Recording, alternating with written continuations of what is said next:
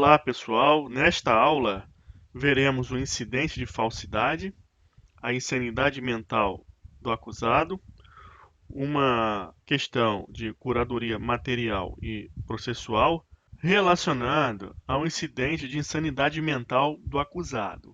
E, por fim, eu vou trazer aqui um complemento à aula de conflito de jurisdição. É uma pequena informação, mas que é muito relevante para você acertar uma questão específica de prova. Então vamos em frente. Este é o livro 1, estamos no título 6 das questões e processos incidentes e já vimos todos esses capítulos aqui. Falta apenas o incidente de falsidade e da insanidade mental do acusado, que vamos fechar nesta aula. Nas aulas seguintes, só iremos realizar a questão de prova. Incidente de falsidade. Arguida por escrito a falsidade de documento constante dos autos, o juiz observará o seguinte processo. Com relação a esse artigo, o que as questões de concurso pedem? Que você responda que tem que ser por escrito. Porque se está alegando a falsidade de documento, há uma imputação de eventual crime à pessoa. Logo, tem que ser por escrito. Outra pergunta que é feita é se cabe incidente de falsidade com relação à prova testemunhal, pericial, e você está vendo aqui que é falsidade de documento. Então você fica atento a esse tipo de questão. E também uma outra pergunta que é extraída é se cabe incidente de falsidade ideológica. Cabe sim. E aí, como complemento, é perguntado se no caso de falsidade ideológica faz-se necessária perícia. Não, porque quando é imputada a falsidade ideológica, está se fazendo referência ao conteúdo do documento, ao conteúdo, entendeu? Não àquilo que está escrito, a falsificação do escrito, mas a ideia falsa contida naquele documento. Logo, não importa a perícia. Então vamos seguir e verificar mais alguns dispositivos e eu colocar para vocês o que os concursos pedem. Então, de acordo com 145, arguida por escrito a falsidade do documento, o juiz observará o seguinte processo. Então tem um procedimento que será seguido. Ele vai mandar autuar em apartado a impugnação e em seguida ouvirá a parte contrária que no prazo de 48 horas oferecerá a resposta. Tudo isso que eu estou colocando em amarelo, os concursos pedem.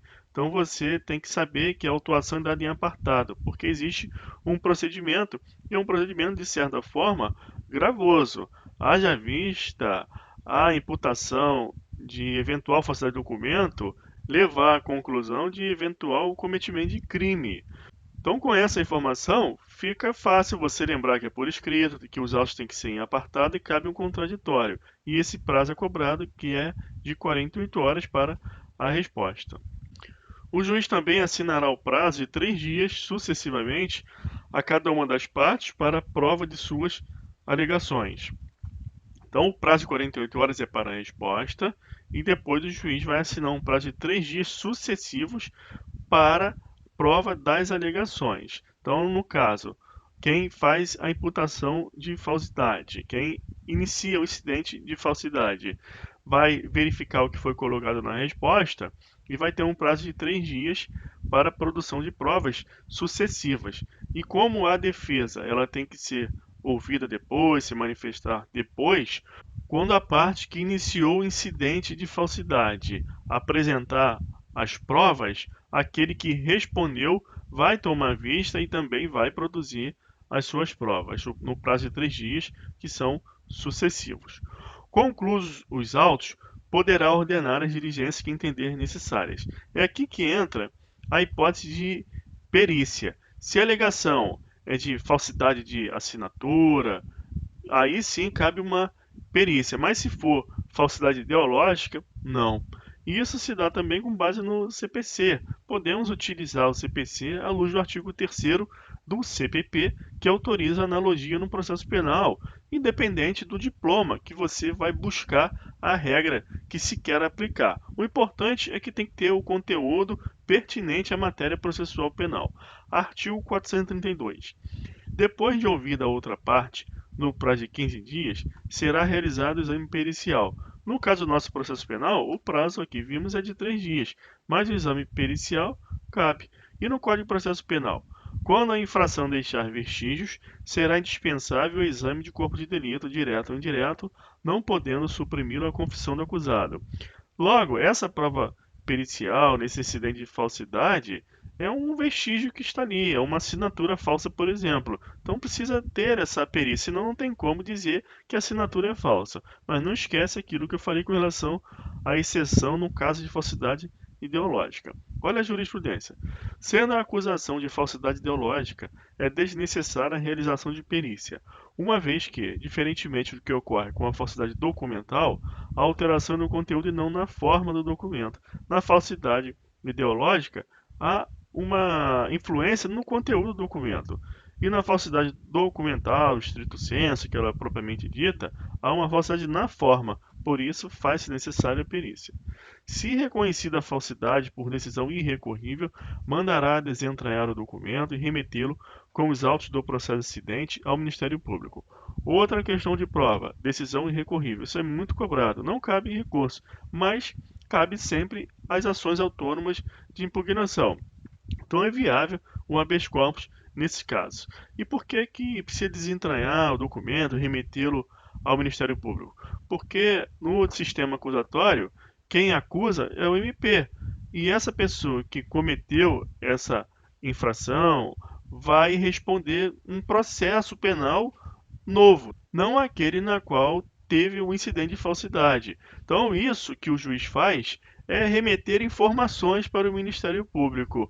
Logo, o Ministério Público vai analisar e vai decidir se denuncia ou não. Se ele não denunciar, pedir o arquivamento dessas peças de informação, você tem que lembrar que o pacote anticrime alterou o artigo 28 do CPP, que está suspenso pelo STF, e que o juiz ele não faz mais aquilo que fazia antes, de acordo com a nova regra do pacote anticrime. Eu fiz essa atualização numa aula específica. É importante você ficar antenado nessas questões envolvendo a nova regra do pacote anticrime, que modificou o artigo 28 do CPP, e com relação à atuação do Ministério Público quando recebe uma peça de informação ou os autos de inquérito policial, e o que ele pode fazer? Ele pode tomar várias medidas, como vimos na aula de inquérito. Ele pode denunciar, ele pode requerer novas diligências, ele pode pedir o arquivamento, ele pode declinar a atribuição, falar que a atribuição não é dele. Então você tem que ficar antenado, porque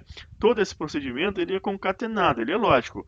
Desde a primeira aula de nosso curso de processo penal, nós estamos fazendo um caminho lógico concatenado. Então você tem que estar falando esse idioma de forma prática e automática. Se você não está conseguindo fazer isso, é porque você precisa fazer a revisão de tudo, voltar e não sair avançando no curso. Senão você vai ter uma informação caótica. Quando eu falo as coisas aqui, tem que ser claro para você. Você tem que lembrar automaticamente do que viu na aula passada. Trata-se, na prática, de um idioma. Você tem que falar o idioma do processo penal. Então aqui cabe a ação autônoma de impugnação e você entendeu por que é feito desentranhamento e remessa ao MP. Esse artigo 40 do CPP, que diz que se o magistrado, ele em autos de processo verificar eventual cometimento de crime, fará a remessa das peças ao Ministério Público, ao órgão legitimado pela Constituição Federal para acusar. Artigo 146. A arguição de falsidade feita por procurador exige poderes especiais. Se você entendeu que tem que ser por escrito, conforme 145, você também vai entender que o procurador tem que ter poderes especiais, por causa dessa eventual conduta criminosa que aquela pessoa que apresentou o documento pode incorrer, e a parte que atravessou esse incidente de falsidade, eventualmente também pode vir a responder por denunciação caluniosa e outros crimes contra a administração da justiça. Então você precisa atentar para essas questões práticas para te ajudar a memorizar estas regras. E outra coisa que é perguntada é com relação à Defensoria Pública. A Defensoria Pública precisa também dos poderes especiais sempre que a lei exigir. É o que consta da Lei Orgânica da Defensoria Pública. São prerrogativas dos membros da Defensoria Pública do Estado, dentre outras que a lei local estabelecer, representar a parte em feito administrativo ou judicial, independentemente de mandato. ressalvados os casos para os quais a lei exige poderes especiais. Quem faz prova para a Defensoria Pública, isso aqui cai muito em prova, então fica atento. E em outras provas que não são para a Defensoria Pública, também é cobrado. Então você tem que saber disso, é um fino aí que eu estou passando, é uma questão diferenciada para você acertar. O Estatuto da OAB apenas reforça isso, que a procuração para o foro em geral habilita o advogado a praticar todos os atos judiciais, em qualquer juiz ou instância, salvo os que exijam poderes especiais. Então, seja o advogado, o defensor, a lei exige poderes especiais, precisa apresentar os poderes especiais. A procuração para o foro em geral não serve. Artigo 147. O juiz poderá, de ofício, proceder à verificação da falsidade. Então, isso aqui é muito importante. De ofício, ele pode fazer isso, lógico, porque o artigo 40 do CPP, ele não diz que se o juiz verificar eventual crime em autos de processos e papéis, ele não tem que remeter ao órgão acusador, Ministério Público. Então, de ofício, ele pode proceder essa verificação da falsidade.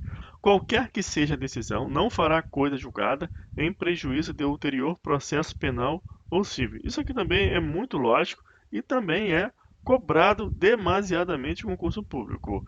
Mas por que que é assim? Porque isso é apenas um incidente. Para alguém ser culpado na esfera penal, tem que ter sido respeitado devido ao processo legal. Então, esse incidente não basta.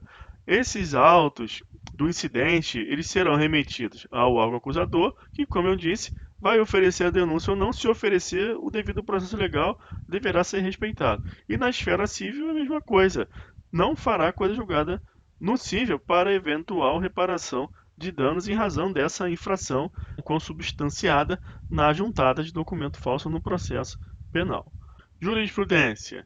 O Código de Processo Penal, quanto ao incidente de falsidade documental, não impõe a necessidade de sobrestamento do processo principal até a sua resolução. O incidente de falsidade documental atende à efetividade do processo penal na busca pela verdade dos fatos e o sobrestamento do feito principal deve considerar a imprescindibilidade do documento para tal finalidade. Na hipótese, a denúncia apresenta outros elementos que autorizam a continuidade do feito, de modo que não há nenhum obstáculo à tramitação concomitante dos dois procedimentos. Aqui eu trouxe a jurisprudência para você saber que a suspensão não é automática nem obrigatória no caso de incidente de falsidade. O documento ao qual recai a imputação de falsidade documental, ele precisa ser imprescindível ao desvelamento da verdade no processo principal, na ação penal. Porque, nesse caso, o processo penal ele busca a verdade dos fatos. Se esse documento ele for imprescindível, como que se vai fazer essa busca? Aí, nesse caso, tem que ser suspenso. O fato de o tribunal de origem haver determinado o sobrestamento do processo do corréu em razão de incidente de falsidade documental não implica violação da ampla defesa do paciente, uma vez identificada na inicial acusatória a presença de outros elementos que autorizam o prosseguimento da ação. Então, no caso do corréu, o documento se mostrou imprescindível e nessa pessoa que entrou com esse habeas corpus, não. Por isso que para ele o processo não ficou suspenso e não viola a garantia de ampla defesa contraditória devido ao processo legal. Então você fica atento também a essa segunda parte da jurisprudência. Se for suspenso para o corréu, em razão de um documento que para o caso dele é imprescindível, tudo bem. E aí aquela pessoa que ingressa com habeas corpus e alega, não, para mim também tinha que suspender, os autos são os mesmos, aí você vai lembrar dessa jurisprudência. Agora vamos ingressar no nosso outro assunto, da insanidade mental do acusado.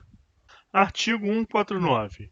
Quando houver dúvida sobre a integridade mental do acusado, o juiz ordenará de ofício ou a requerimento do Ministério Público, do defensor, do curador, do ascendente, descendente, irmão ou cônjuge do acusado, seja este submetido a exame médico legal. Você já observou que aqui a coloração está diferente. Por quê? Haja visto em entendimento jurisprudencial que o exame de insanidade mental do acusado é feito no interesse da defesa. Por isso, o juiz não pode obrigar o réu, o acusado, a realizar esse exame de ofício. E é isso que é perguntado na prova. Agora, olha aqui, ó. Por que não se exige poderes especiais para o requerimento de exame de insanidade mental? Porque justamente não resulta em prática de crime. Esse é o ponto chave, a diferença que você tem que guardar para o incidente de falsidade documental e o incidente de insanidade mental. Também um motivo de razoabilidade, não se exigir poderes especiais.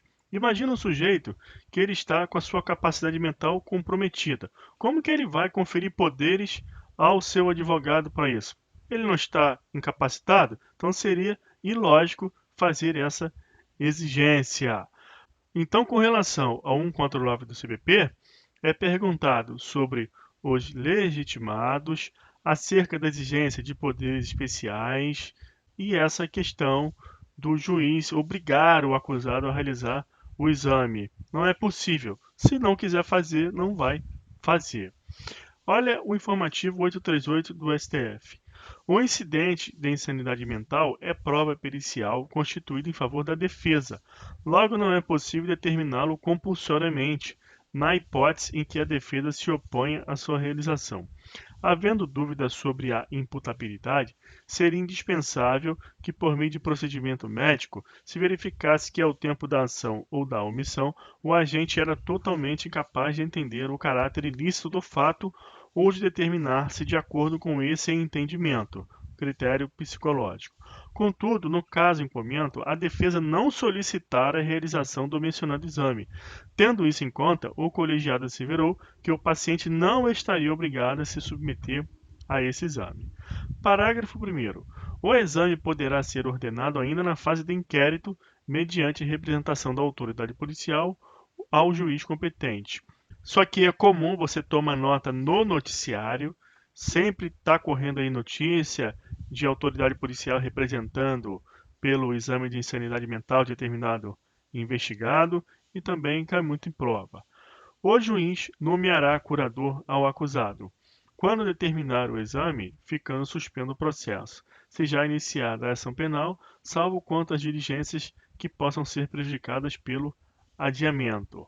Então, aqui, diferentemente do que ocorre no incidente de falsidade documental, o processo ficará suspenso se já iniciada a ação penal. Mas diligências que possam ficar prejudicadas pelo adiamento poderão ser realizadas. Essa parte da suspensão é importante porque, assim, haja vista que o acusado ele não tem como se defender.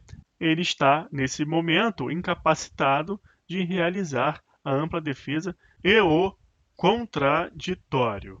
Então, guarda essa questão. No incidente de falsidade documental, a suspensão não é regra. Poderá haver a suspensão se o documento for imprescindível à verificação da verdade dos fatos contidos da denúncia pelo juiz. E no exame de insanidade mental, aí essa suspensão ela deve ocorrer, porque o acusado não tem como exercer ampla defesa ou contraditório. Curadoria material e processual. Observa que o juiz nomeará curador ao acusado quando determinar o exame e esse for realizado.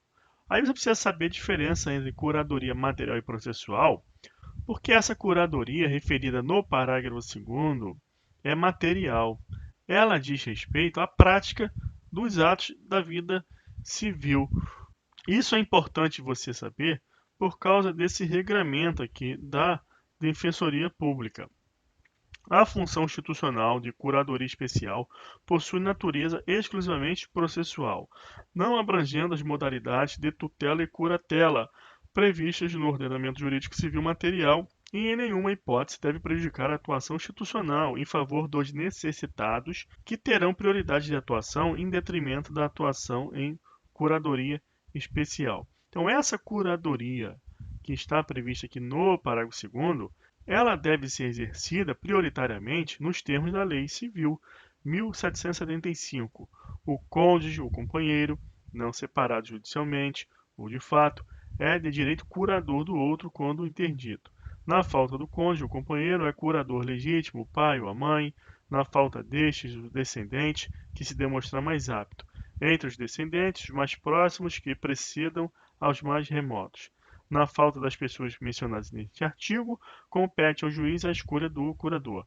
Na nomeação de curador para a pessoa com deficiência, o juiz pode estabelecer curatela compartilhada a mais de uma pessoa. Então, fica atento a essa questão da curatela material e processual, principalmente para provas da Defensoria Pública. Na prática, acontece às vezes do juiz nomear o próprio advogado particular desse acusado.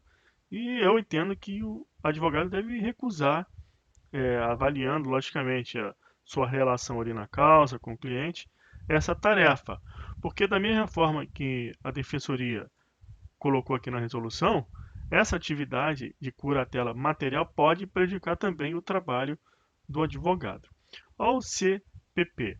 Esse artigo eu trouxe novamente aqui para vocês, ele é lá da ação penal, nós já estudamos, para mostrar a diferença entre curatela material e processual. Aqui, obviamente, que é a curatela processual, também chamada de curatela especial, que é para exercício do direito de queixa, por exemplo, é prática de ato processual, diferentemente dessa curatela material de que trata aqui o parágrafo 2º. Seguindo em frente, artigo 150. Para o efeito do exame, o acusado, se estiver preso, será internado em manicômio judiciário, onde houver, ou se estiver solto e o requererem os peritos, em estabelecimento adequado que o juiz designar. O exame não durará mais de 45 dias, salvo se os peritos demonstrarem a necessidade de maior prazo. Esse prazo aqui se tem que guardar para o concurso público, mas na prática é um prazo que não é peremptório, ele pode ser estendido bastando os peritos indicarem a necessidade. Se não houver prejuízo para a marcha do processo, o juiz poderá autorizar sejam os autos entregues aos peritos para facilitar o exame. É uma regra da prática. O perito ele vai pegar o processo lá para olhar, é normal, qualquer seara jurídica é assim, na civil, na trabalhista e no penal. Então, isso aqui é uma regra que pode cair em prova, não é comum, mas é uma regra que não traz muita importância, porque se ela não existisse, o juiz também avaliaria esse caso igualmente. Artigo 151. Se os peritos concluírem que o acusado era, ao tempo da infração, irresponsável, nos termos do artigo 26 do Código Penal, o processo prosseguirá com a presença do curador. Aqui que reside a chave de toda a celeuma que envolve o incidente de insanidade mental do acusado. Porque o que vai importar é a conclusão, se ao tempo da infração ele era irresponsável ou se essa incapacidade ela sobreveio à infração. É isso que se quer saber quando existe um incidente de insanidade mental. No caso de ao tempo da infração se determinar que o agente era irresponsável, o processo prossegue com a presença do curador. Mas se for verificado que a doença mental sobreviveu à infração, o processo continuará suspenso até que o acusado se restabeleça, observado o parágrafo 2º do artigo 49. Aqui é com relação às diligências imprescindíveis, que elas podem ser realizadas como vimos aqui, salvo quanto as diligências que possam ser prejudicadas pelo adiamento. Então, isso que você viu agora, com relação à conclusão dos peritos, é o que mais é cobrado em prova.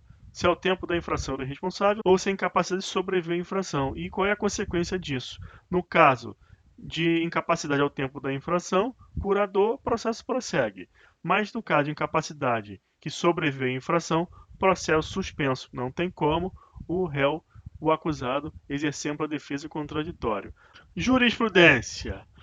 Em que pese o incidente de insanidade mental instaurado entre 30 de 11 de 2008 e 25 de fevereiro de 2010 ter suspendido o processo, repara aqui no tempo que demora para essa conclusão. Tenho que não suspende a prescrição por falta de previsão legal. Então, olha aqui, demora, não demora?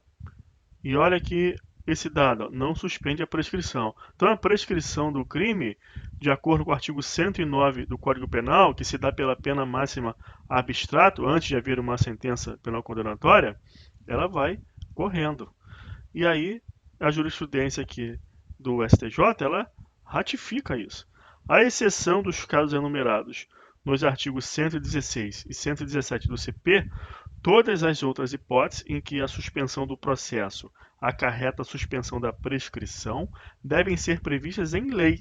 Na espécie, não se pode interpretar o artigo 149, parágrafo 2º do CPP, que prevê a suspensão do processo durante o curso do incidente de sanidade mental, de maneira desfavorável ao réu, suspendendo-se também a prescrição, uma vez que esta providência não consta do texto legal. Habeas corpus não conhecido. Ordem concedida de ofício para declarar a prescrição da pretensão punitiva em favor do paciente. Prestou atenção no que aconteceu? O incidente de sanidade mental ou insanidade mental não suspende a prescrição. E quando sobrevém a infração, o que acontece? Processo suspenso. E olha o que pode acontecer. Prescrição da pretensão punitiva. Você não viu lá no início da aula que esse exame ele se dá no interesse da defesa? Se dá no interesse da defesa, como que vai suspender a prescrição? Seguindo em frente, parágrafo 1º. O juiz poderá, nesse caso, ordenar a internação do acusado em manicômio judiciário ou em outro estabelecimento adequado. Essa internação ela não é sine qua non, deve-se avaliar a periculosidade do agente. Nos termos do artigo 152 caput do Código de Processo Penal, verificado que a doença mental sobreveio à infração, o processo continuará suspenso até que o acusado se restabeleça. Em que pese haja referência abstrata pelos peritos acerca da periculosidade do acusado, a justificar a sua internação em estabelecimento próprio, trata-se de medida extrema, cuja necessidade não se vislumbra concretamente no presente caso, ao passo que o evento delituoso denunciado foi, em tese, praticado há mais de 15 anos, não havendo qualquer notícia de posterior envolvimento do réu com o meio criminoso ou com episódios violentos. A perícia ela não vincula o magistrado e essa análise da internação, no caso de suspensão por exame de insanidade mental, não é sine qua non, não acontece automaticamente.